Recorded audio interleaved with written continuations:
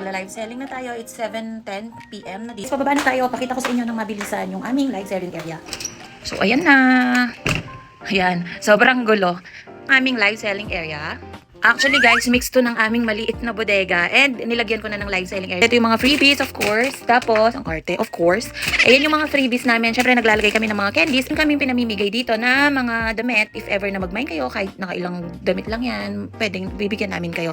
Sa area na to, ito yung nilalagyan ko ng phone. Yung aking ginagamit na pang ilaw sa mga damit. Nakakatulong to. Ang bongga ng ilaw nito.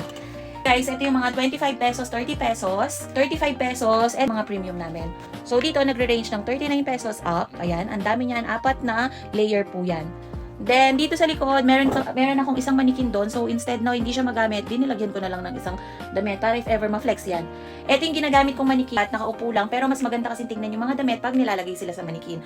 So, ito naman yung area ko kung saan may bell ako. And then, yung aking extra na masking tape. And then yung aking mga pentel pen. Na kung 25 pesos.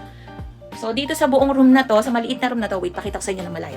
Dito sa maliit na area na yan, nakakapag-live selling ako. Tapos dito si mother, dito niya inaayos yung mga damit na namamain. And if ever gagamitin yung sala namin, pwede naman kapag madaming namain.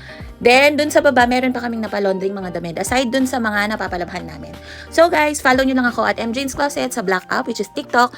And Monday to Friday ang live ko. Hindi ko lang alam, minsan kasi nagla-live ako ng 1 PM onwards and then after yan magla-live ulit ako ng gabi. Pero ngayon, 2 nights na akong nagla-live ng gabi. So see you guys and good luck sa ating live selling today. Bye!